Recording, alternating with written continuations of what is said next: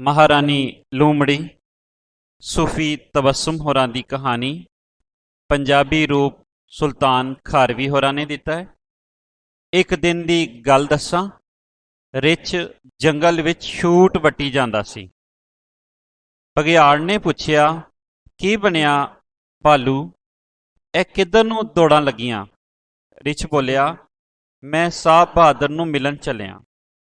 पुछांगा भई ਉਹ ਸਾਡੇ ਨਾਲ ਸਿੱਧੇ ਮੂੰਹ ਗੱਲ ਕਿਉਂ ਨਹੀਂ ਕਰਦਾ। ਕਦੇ ਸ਼ਿਕਾਰ ਨੂੰ ਜਾਣਾ ਹੋਵੇ ਤੇ ਸਾਨੂੰ ਕਿਉਂ ਨਹੀਂ ਨਾਲ ਲੈ ਜਾਂਦੇ ਤੇ ਆਪਣੇ ਨਾਲ ਬਿਠਾ ਕੇ ਸ਼ਿਕਾਰ ਕਿਉਂ ਨਹੀਂ ਖਵਾਉਂਦੇ? ਪਰ ਕਿਉਂ? ਬਘਿਆੜ ਨੇ ਕਿਹਾ, ਮੈਂ ਵੀ ਕਈ ਵਾਰ ਸੋਚਿਆ ਹੈ ਬਈ ਸਾਡੇ ਬਾਦਸ਼ਾਹ ਨੂੰ ਕਦੇ ਸਾਡਾ ਚੇਤਾ ਹੀ ਨਹੀਂ ਆਉਂਦਾ। ਇਹ ਗੱਲਾਂ ਹੋ ਹੀ ਰਹੀਆਂ ਸਨ ਜੇ ਹਾਥੀ, ਬਿੱਲੀ ਤੇ ਲੂੰਮੜੀ ਵੀ ਆ ਗਏ। ਇਹਨਾਂ ਦੀ ਹਾਂ ਵਿੱਚ ਹਾਂ ਮਿਲਾਈ। ਸਾਰੇ ਕਹਿਣ ਲੱਗ ਪਏ, ਉਹ ਬਾਦਸ਼ਾਹ ਕਾਹਦਾ ਜਿਸ ਨੂੰ ਆਪਣੀ ਲੁਕਾਈ ਦਾ ਖਿਆਲ ਹੀ ਨਾ ਹੋਵੇ। ਇਹ ਗੱਲ ਪੁੱਛਣੀ ਚਾਹੀਦੀ ਹੈ।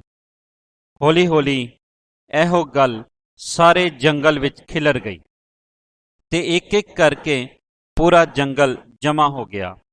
ਚੀਤਾ, ਤੇਂਦਵਾ, ਲਗੜਬੱਗਾ, ਦਰਿਆਈ ਘੋੜਾ, ਗਿੱਦੜ, ਕੁੱਤਾ, ਊਂਠ, ਚੂਹਾ, ਬਾਂਦਰ, ਬੱਕਰਾ, ਸੰਡਾ ਤੇ ਬਣਮਾਨਸ ਰਲ ਕੇ ਚੰਗਾ ਭਲਾ ਮੇਲਾ ਲੱਗ ਗਿਆ। ਸਾਰੇ ਆਪੋ ਆਪਣੀ ਮੂੰਹ ਆਈ ਕਰੀ ਜਾਣ। ਜਿਹੜਾ ਵੀ ਗੱਲ ਕਰਦਾ ਖੁੱਲ੍ਹ ਖੁਲਾ ਕੇ ਬੋਲਦਾ। ਇੰਜ ਲੱਗਦਾ ਸੀ ਜਿਵੇਂ ਸਾਰੇ ਦੇ ਸਾਰੇ ਸ਼ੇਰ ਕੋਲ ਚੱਲੇ ਨੇ। ਲੂੰਮੜੀ ਬੋਲੀ, ਓਹੋ, ਇਹ ਜਲੂਸ ਕੱਢਣਾ ਚੰਗਾ ਨਹੀਂ। ਜਾਣਾ ਹੀ ਏ ਤੇ ਕੋਈ ਕੱਲਾਕਾਰਾ ਜਾ ਕੇ ਸ਼ੇਰ ਬਹਾਦਰ ਨਾਲ ਗੱਲ ਕਰੇ। ਹਾਥੀ ਬੋਲਿਆ, ਬਿੱਲੀ ਸ਼ੇਰ ਦੀ ਮਾਸੀ ਏ, ਉਹ ਅੱਗੇ ਲੱਗੇ ਉਹਦੀ ਗੱਲ ਮੰਨੀ ਜਾਵੇਗੀ।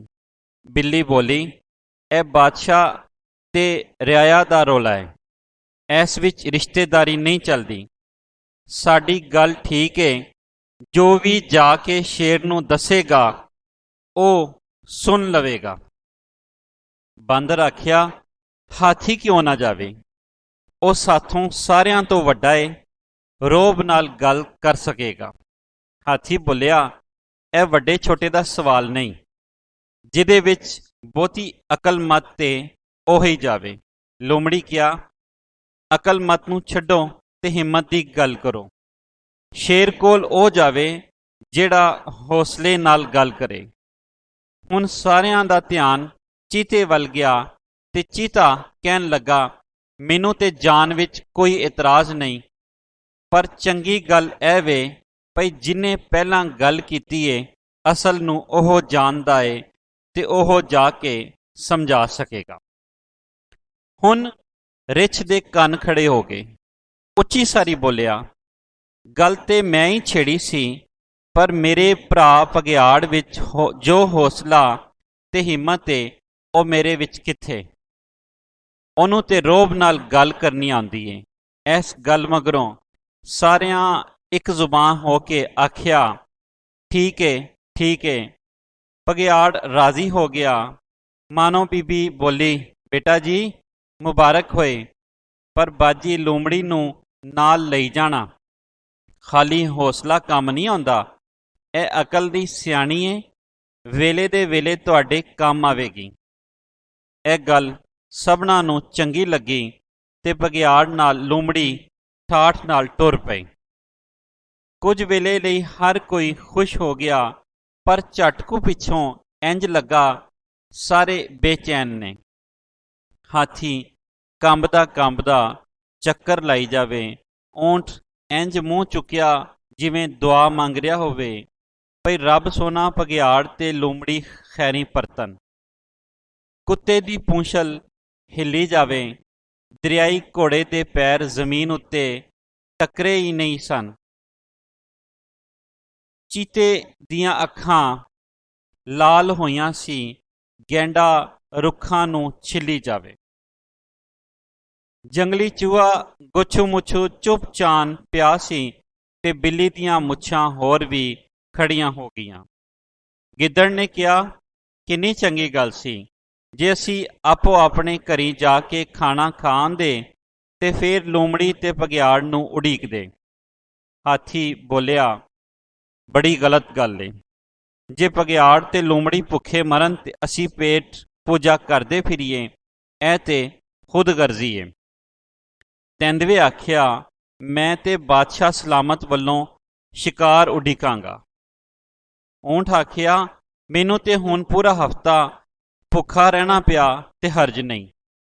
ਬਿੱਲੀ ਬੋਲੀ, ਮੈਂ ਤੇ ਚੰਗਾ ਭਰਵਾਂ ਨਾਸ਼ਤਾ ਕੀਤਾ ਏ, ਮੈਨੂੰ ਕੋਈ ਫਿਕਰ ਨਹੀਂ। ਬੱਕਰੇ ਐਲਾਨ ਕੀਤਾ, ਮੈਂ ਤੇ ਹੁਣ ਘਾਹ ਨਹੀਂ ਖਾਣਾ। ਇਹ ਗੱਲਾਂ ਹੁੰਦੀਆਂ ਰਹੀਆਂ ਤੇ ਵੇਲਾ ਗੁਜ਼ਰਦਾ ਗਿਆ। ਸੂਰਜ ਸਿਰ ਤੇ ਆ ਗਿਆ। ਹੌਲੀ ਹੌਲੀ ਦੁਪਹਿਰ ਟਲੀ ਤੇ ਫਿਰ ਸ਼ਾਮ ਪੈ ਗਈ। ਬਘਿਆੜ ਮੁੜਿਆ ਨਾ ਲੂੰਮੜੀ। ਬਿੱਲੀ ਆਖਿਆ, ਭਾ ਊਂਠ ਜ਼ਰਾ ਧਿਆਨ ਮਾਰ, ਕੋਈ ਆਂਦਾ ਏ ਕਿ ਨਹੀਂ। ਹਾਥੀ ਬੋਲਿਆ, ਮੇਰੀਆਂ ਤੇ ਅੱਖਾਂ ਹੀ ਨਿੱਕੀਆਂ ਨਿੱਕੀਆਂ ਨੇ, ਐਨਕ ਹੁੰਦੀ ਤੇ ਮੈਂ ਹੀ ਵੇਖ ਲੈਂਦਾ। ਦਿਸਿਆ ਹੀ ਦਿਸਿਆ ਤੇ ਸਭਨਾਂ ਵੇਖਿਆ ਭਈ ਲੂੰਮੜੀ ਨੀਵੀਂ ਪਾਈ ਟੁਰੀ ਆਉਂਦੀ ਸੀ ਤੇ ਬਘਿਆੜ ਸਾਰਿਆਂ ਨੂੰ ਪਰੇਸ਼ਾਨੀ ਘੇਰ ਲਿਆ। ਲੂੰਮੜੀ ਕੋਲ ਆਈ ਤੇ ਸਾਰੇ ਉਹਦੇ ਦੁਆਲੇ ਇਕੱਠੇ ਹੋ ਗਏ। ਉਹ ਬੜੀ ਘਬਰਾਈ ਹੋਈ ਜਾਪ ਰਹੀ ਸੀ। ਫਿਰ ਬੋਲੀ, ਭੈਣ ਭਰਾਓ ਸਾਰੇ ਬੈਠ ਜਾਓ ਤੇ ਮੈਨੂੰ ਸਾਹ ਲੈਣ ਦਿਓ, ਹੁਣੇ ਦੱਸਨੀ ਆ। ਮਰਦੇ ਕੀ ਨਾ ਕਰਦੇ। ਸਾਰੇ ਬੈਠ ਗਏ ਤੇ ਲੂੰਮੜੀ ਆਖਿਆ, ਜਦੋਂ ਅਸੀਂ ਬਾਦਸ਼ਾਹ ਸਲਾਮਤ ਕੋਲ ਅੱਪੜੇ ਤੇ ਉਹਨਾਂ ਸਾਡੀ ਬੜੀ ਆਦਰ ਕੀਤੀ, ਆਰਾਮ ਨਾਲ ਬਿਠਾਇਆ ਤੇ ਫਿਰ ਪੁੱਛਿਆ, ਕਿੰਜ ਆਉਣਾ ਹੋਇਆ। ਅਸੀਂ ਆਪਣੀ ਗੱਲ ਸੁਣਾਈ। ਕਹਿਣ ਲੱਗੇ, ਇਹ ਕਿਹੜੀ ਔਖੀ ਗੱਲ ਏ, ਆਓ ਹੁਣੇ ਸ਼ਿਕਾਰ ਨੂੰ ਚੱਲਨੇ ਆ। ਅਸੀਂ ਸ਼ਿਕਾਰ ਲਈ ਜੰਗਲ ਵਿੱਚ ਗਏ, ਇੱਕ ਹਿਰਨ ਮਾਰਿਆ ਤੇ ਖੁਸ਼-ਖੁਸ਼ ਘਰ ਆ ਗਏ। ਕੁਝ ਚਿਰ ਮਗਰੋਂ ਸ਼ੇਰ ਬਹਾਦਰ ਬਘਿਆੜ ਨੂੰ ਆਖਿਆ, ਉੱਠ ਕੇ ਸ਼ਿਕਾਰ ਦੇ ਹਿੱਸੇ ਕਰ, ਭੁੱਖ ਲੱਗੀ ਹੋਈ ਏ, ਕੁਝ ਖਾਈਏ। ਬਘਿਆੜ ਸ਼ਿਕਾਰ ਦੇ 3 ਹਿੱਸੇ ਕੀਤੇ। ਵੱਡਾ ਹਿੱਸਾ ਸ਼ੇਰ ਦਾ, ਉਸ ਤੋਂ ਛੋਟਾ ਆਪਣੇ ਲਈ ਰੱਖਿਆ ਤੇ ਸਭ ਤੋਂ ਨਿੱਕਾ ਟੁਕੜਾ ਮੇਰੇ ਅੱਗੇ ਰੱਖਿਆ ਤੇ ਬੋਲਿਆ, ਸਰਕਾਰ ਖਾਣਾ ਹਾਜ਼ਰ ਏ, ਆਓ ਤੇ ਖਾਓ। ਇਹ ਸੁਣ ਕੇ ਸ਼ੇਰ ਤੇ ਬਘਿਆੜ ਨੂੰ ਮਾਰ ਸੁੱਟਿਆ ਤੇ ਆਖਣ ਲੱਗਿਆ, ਲੂੰਮੜੀ ਤੂੰ ਹਿੱਸੇ ਕਰ। ਮੇਰੇ ਤੇ ਜੁੱਸੇ ਵਿੱਚ ਜਾਨ ਨਾ ਰਹੀ। ਫਿਰ ਹੌਸਲਾ ਕਰਕੇ ਅੱਗੇ ਵਧੀ, ਸ਼ਿਕਾਰ ਦੇ 5 ਹਿੱਸੇ ਕੀਤੇ। ਹੱਥ ਜੋੜ ਕੇ ਸ਼ੇਰ ਦੇ ਸਾਹਮਣੇ ਖਲੋ ਗਈ ਤੇ ਆਖਿਆ, ਇਹ ਸਾਡੇ ਨਾਸ਼ਤੇ ਵਾਸਤੇ, ਇਹ ਦੁਪਹਿਰ ਵਾਸਤੇ, ਇਹ ਤੀਜੇ ਪਹਿਰ ਲਈ, ਇਹ ਸ਼ਾਮ ਦਾ ਖਾਣਾ ਤੇ ਇਹ ਰਾਤ ਦਾ। ਤੇ ਤੇਰਾ ਹਿੱਸਾ?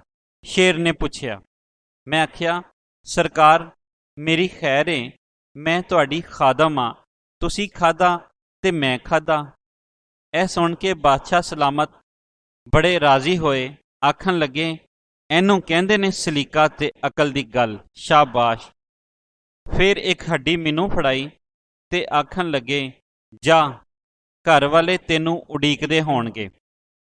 ਇਹ ਸੁਣ ਕੇ ਮੇਰੀ ਜਾਨ ਵਿੱਚ ਜਾਨ ਆਈ ਤੇ ਮੈਂ ਲੱਤਾਂ ਵਿੱਚ ਪੂੰਛਲ ਦੇ ਕੇ ਉੱਥੋਂ ਭੱਜ ਪਈ। ਇੰਨੀ ਗੱਲ ਸੁਣ ਕੇ ਸਾਰੇ ਘਬਰਾ ਕੇ ਨੱਸੇ। ਕਿਸੇ ਨੂੰ ਆਪਣੀ ਹੋਸ਼ ਨਹੀਂ ਸੀ। ਇੱਕ ਮਾਨੋ ਬੀਬੀ ਦਰਖਤ ਦੀ ਟਹਿਣੀ ਤੇ ਬੈਠੀ ਮੁੱਛਾਂ ਨੂੰ ਤਾ ਦੇਈ ਜਾਂਦੀ ਸੀ। ਲੂੰਮੜੀ ਉਹਨੂੰ ਸਲਾਮ ਕੀਤਾ ਤੇ ਆਪਣੇ ਘਰ ਨੂੰ ਤੁਰ ਪਈ।